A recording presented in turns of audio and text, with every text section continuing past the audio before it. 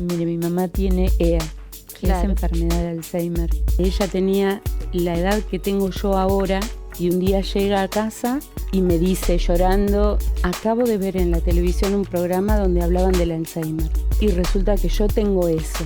Y fue un médico clínico en realidad el que observó todo el comportamiento y también, bueno, ya estaba avanzado y fue él el que diagnosticó una demencia de tipo Alzheimer. Qué sé yo, un día llegás, es terrible y te das cuenta que no sabe escribir. Entonces es otro duelo, es un duelo con cada episodio. Bienvenidas, bienvenidos, bienvenides. Aquí estamos en Contame, otra vez en el canal de la Universidad Nacional de La Plata. Nos volvemos a encontrar para tocar algún tema que, como siempre, les proponemos. Nos parece de interés y suponemos, claro, que a ustedes del otro lado también les va a resultar de interés. Y en este caso vamos a hablar de una enfermedad degenerativa de la que se habla poco, pero que es más habitual de lo que creemos. Y hablar de esto desde el lugar de quienes acompañan a las personas que conviven durante algunos años, a veces muchos, con el Alzheimer. Y bueno, cuáles son las herramientas de contención que podemos aportar para aquel que es cuidado, pero también para el cuidador o la cuidadora. Porque bueno, es toda una situación muy compleja la que se plantea. No solamente es la relación con los médicos, con los psiquiatras, con el paciente, sino también el cuerpo, el alma, la cabeza que pone aquel que está a cargo, cuidando de una persona que convive con el Alzheimer. Y para hablar de este tema vamos a recibir a Laura Márquez. Laura Márquez es la autora del libro El Diario de Alma y está con nosotros. ¿Cómo estás, Laura? ¿Qué tal? Buenas tardes. ¿Bien? Bien, todo bien. Bueno, queremos saber tu experiencia, porque tu mamá falleció y convivió muchos años, convivieron la familia, los amigos con el Alzheimer. Sí, durante 15 años, que fue, digamos, desde que aparecieron los primeros síntomas hasta la fecha en que falleció. Antes que nada te agradezco la invitación y lo importante que es que se difunda este tema, porque muchas personas no conocen cómo es el tema del desarrollo de esta enfermedad.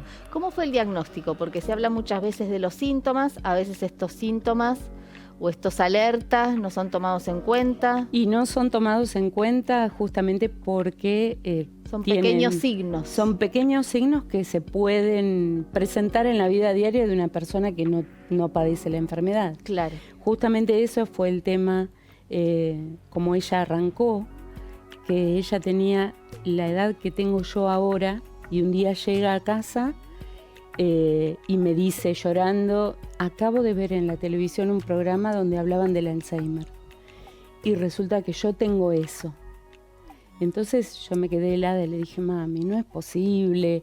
Mamá era una mujer hermosa, siempre se cuidaba, se vestía bien, así que no coincidía en absoluto. Nada. El diagnóstico, Irma. Que ella, su autodiagnóstico con la realidad. Claro.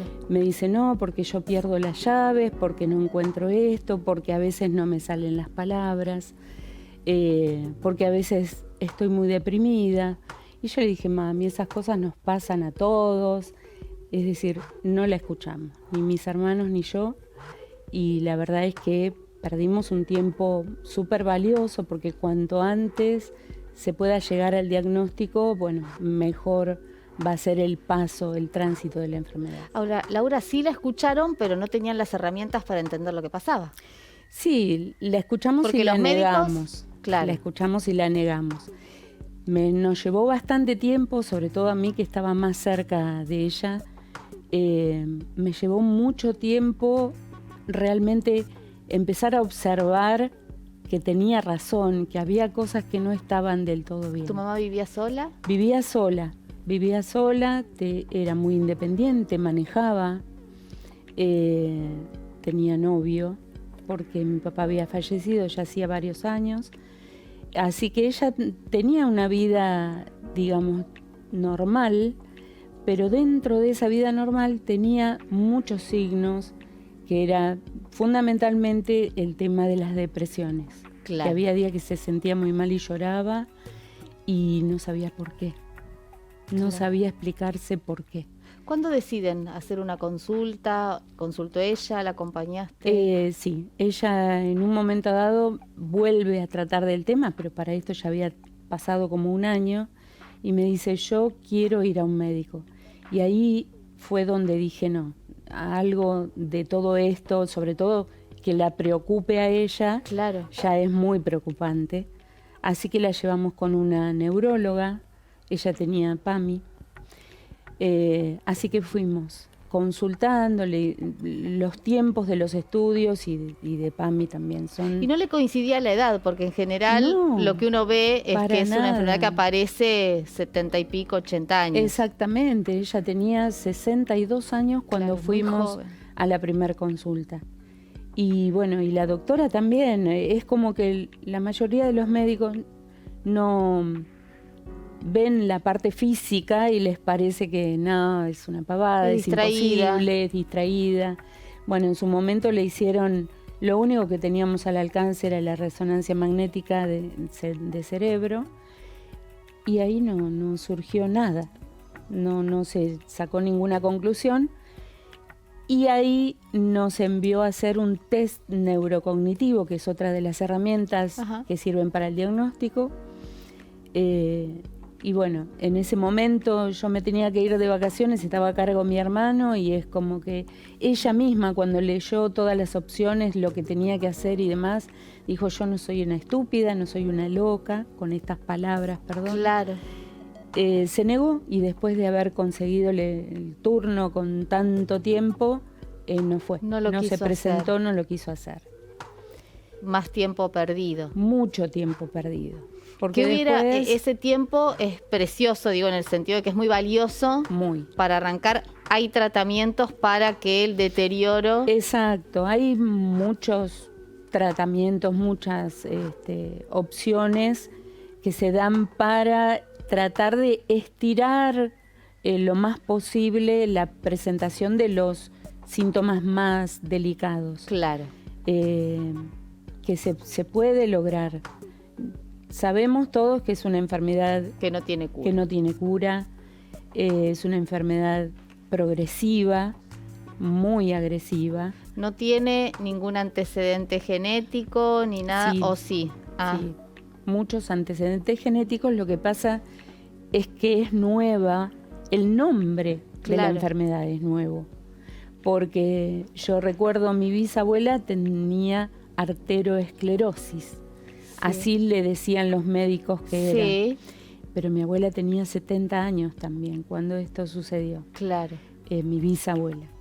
Y bueno, mi abuela no sé, porque falleció joven también, así que hay ciertos antecedentes, hay una como carga para tomar genética, en cuenta. Exacto, pero no es 100% la carga genética. También, bueno, toda mi mamá, mi abuela, mi bisabuela no tuvieron estudios más que primarios. Claro. Eso también hay algo de lo cognitivo. Exacto. Y llega el diagnóstico. Y cuando llega el diagnóstico, si bien habíamos estado 3 años con estudios, con cambio de médicos, nos decían cualquier cosa. Sí. Realmente cualquier cosa. Y fue un médico clínico en realidad el que observó todo el comportamiento, y también, bueno, ya estaba avanzado, un poco más avanzado, y nos envió a hacer exactamente los estudios específicos. Sí. Y fue él el que diagnosticó una demencia de tipo Alzheimer. Y ese es el balde de agua fría, es lo que no querés escuchar. Es tremendo. Pese a que uno ya venía dándose cuenta, pero bueno, no lo quería aceptar. Le decían que tenía hidrocefalia. Entonces uno se agarraba frente a otra patología, así como diciendo, preferible que tenga esto. Y bueno, y tampoco nos queríamos enterar muy bien de qué se trataba el Alzheimer. Claro. Y bueno, llegó ese día y fue terrible, y ese día fue cuando yo empecé a escribir todo lo que me pasaba, porque fue un desborde de sentimientos, de emociones, de desconocimiento, de desesperación, de angustia, tristeza, todo. es una mezcla de Y ahí un millón empezás a de escribir cosas. el diario de Alma en donde contás todo esto. ¿El momento más duro es ese, el del diagnóstico? ¿Después ya empieza como otra etapa?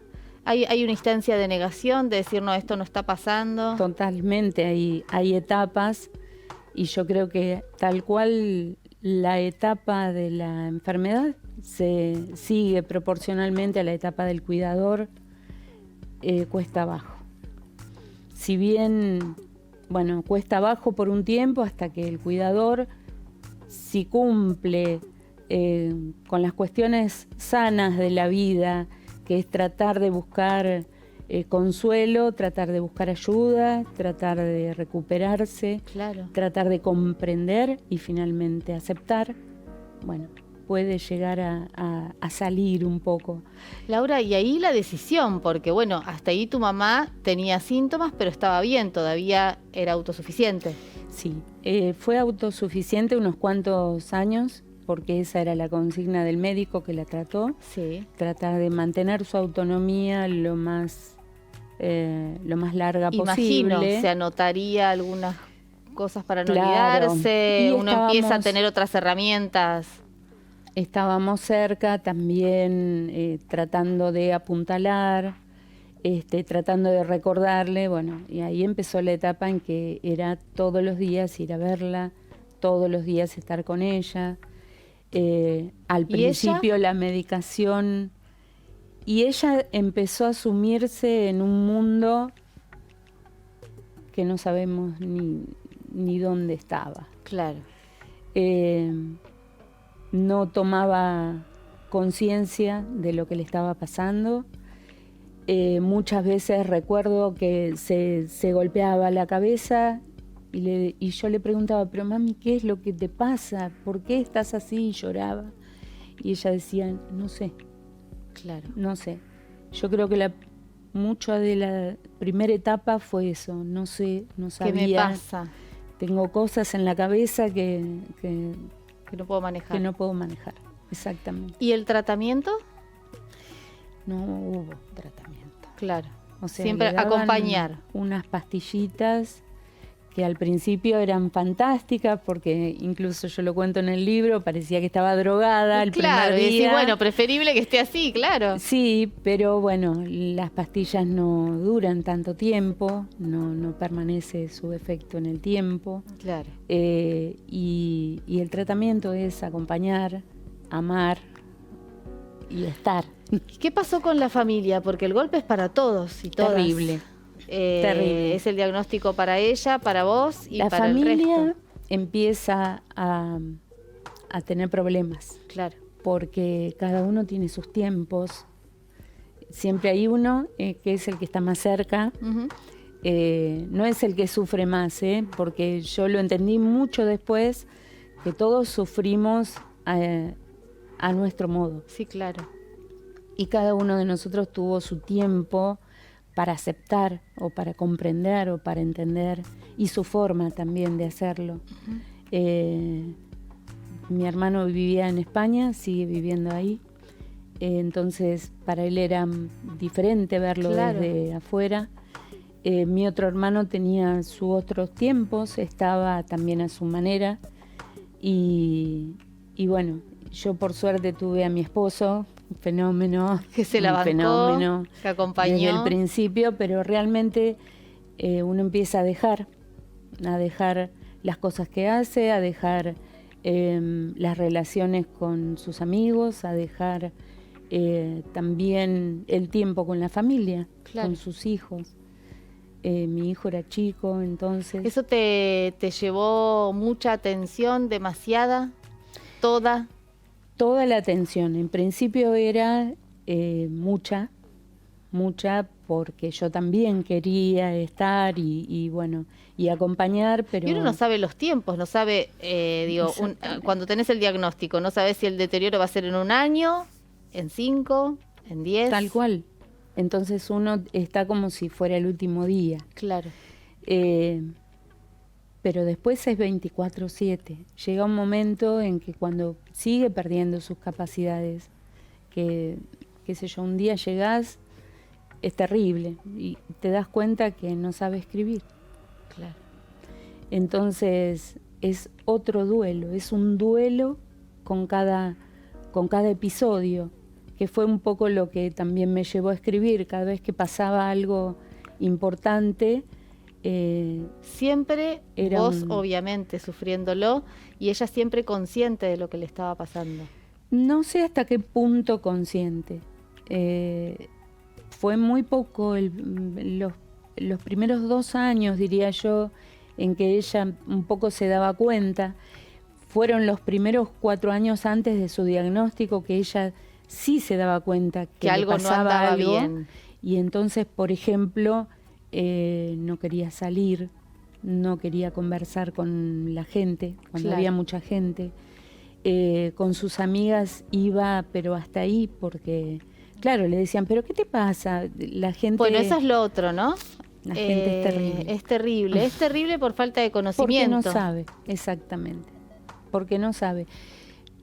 Hay una línea muy finita entre es o se hace. Claro. Es muy finita esa línea, sí. Sobre todo al principio de la enfermedad. Es que nunca se hace. No. Jamás. No. Y además supongo que hay algo como pasa con las enfermedades, la salud mental en general, como una cosa refractaria, ¿no? Uno no quiere saber, no quiero... Tal cual. Y a mí lo que más me duele es que la gente se aleja. Claro. Cuando en realidad debería, por lo menos una vez de vez en cuando, acercarse, tomar conocimiento. Y yo siempre digo lo mismo, el Alzheimer no es contagioso. Claro. Podés venir. Sí. Pero yo no la puedo ver así. Bueno, cada uno tiene sus tiempos, pero es muy importante porque los enfermos de Alzheimer recuerdan mucho de cosas viejas. Claro. No recuerdan lo último. Así que todo ese lo es que otro puede, signo, ¿no? Claro, que pierden la memoria de cosas por ahí de la vida de más, plazo, claro. De corto plazo. Entonces, de repente, que reciba una visita de alguien de su pasado, claro, es muy refrescante para ellos, porque es el lugar donde estaban a salvo, donde estaban bien. ¿Empezaste a notar eso vos, que traía Totalmente. Cosas de la memoria con una nitidez que sorprendía? Un día, manejando, ella veía muy poco. Y de noche íbamos manejando y dice, mi escuela. Y yo no lo podía creer. Claro. Entonces ahí, ¿qué hice? Tomé fotos viejas, le hice un video y siempre reproducíamos ese video como para que ella vaya a tener mi mamá, mi abuela. Eso eran, qué sé yo, momentos lindos para ella. Laura, ¿todo se va poniendo peor? Para todos. Porque es un deterioro que es más mental que físico. Exactamente. Físicamente ella estaba mejor que yo. Claro. No tenía colesterol porque yo le hacía la comida, le organizaba su dieta y demás. No tenía nada, diabetes, estaba a 10 puntos, salía una vacuna, se la daba, pero el deterioro cognitivo era día a día terrible, hasta que empezó a necesitar asistencia. Entonces, en ese momento, primero fueron cuidadoras, después fue un centro de día, y bueno, finalmente los últimos 5 años estuvo en un hogar, porque realmente yo necesitaba que la atención fuera 24/7. Claro. Sobre todo un episodio de un día que llegué a su casa y bueno, dije, acá corre el riesgo de que durante la noche algo. Se caiga, se parta la cabeza y me encuentro con algo horrible. Entonces, bueno, en ese momento ya ella casi no hablaba muy poco. ¿Qué pasa con los médicos? Porque a veces tengo mis prejuicios respecto a lo deshumanizados muchas veces. Cuando hay diagnósticos difíciles, sí. Me parece que a veces, obvio, nunca generalizamos, ¿no? Pero a veces pierden de perspectiva ese trato humano, sobre todo en estas situaciones tan sensibles. Eso es tremendo porque los neurólogos que están en este tema saben perfectamente, tienen una relación extrema, espectacular con el paciente. Uh-huh. Pero fuera de los psiquiatras, neurólogos Y algún que otro clínico pasa un poco esto, que ante el desconocimiento me ha pasado llevarla a una guardia porque tenía una infección urinaria. En el hospital donde estuvimos no encontrábamos baño y se hizo pis encima. Uh-huh. Y la verdad es que el trato del médico fue deplorable, era para realmente hacerle una denuncia, porque la miraba mal, o sea, 2 minutos, escribió 2 cosas y me lo dio así. No entendió como nada. Cuando, sabiendo que existe esta enfermedad y cómo es el perfil de un enfermo de Alzheimer, claro, uno se puede dar cuenta muy rápido. Y si no se da cuenta, que era lo que yo siempre hacía, mire, mi mamá tiene EA, que es enfermedad de Alzheimer. Creo que todo el mundo, los médicos deberían saberlo. Lógico.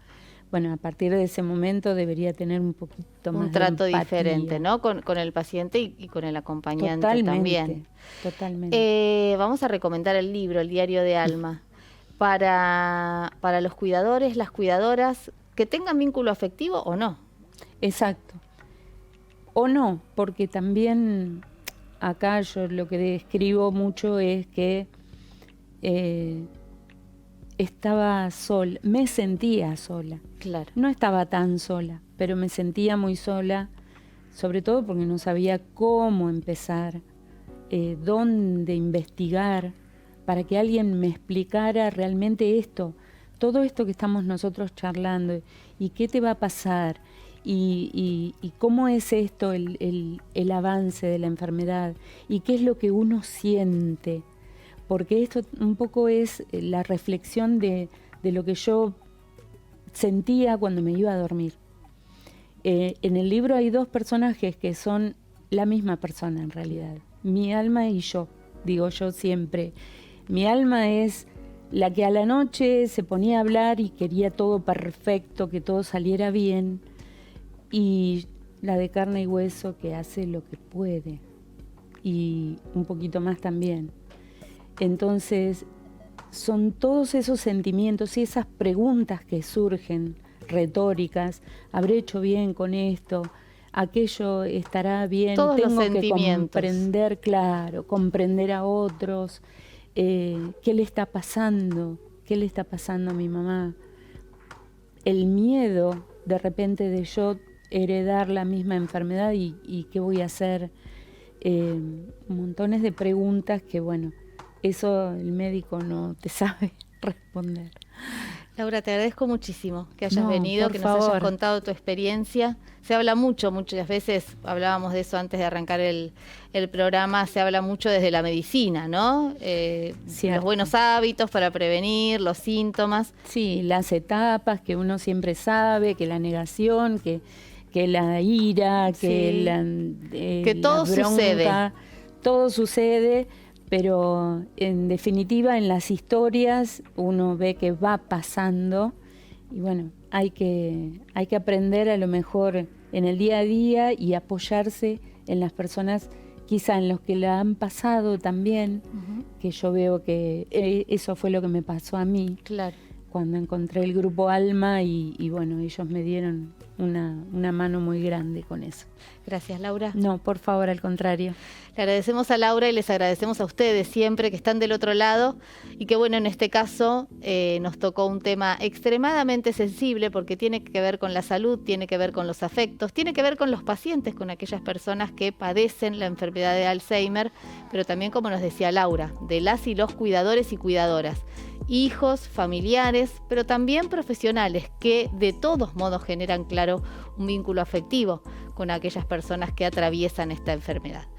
Quédense con nosotros siempre en el canal de la Universidad Nacional de La Plata, nos siguen a través de nuestro canal de YouTube, pueden opinar, pueden mandar sus mensajes, pueden también proponer algún tema, claro, para que traigamos aquí al Living de Contame. Nos vamos a volver a encontrar, como siempre, acá en el canal de la Universidad Nacional de La Plata, como siempre, las y los vamos a estar esperando. Chau.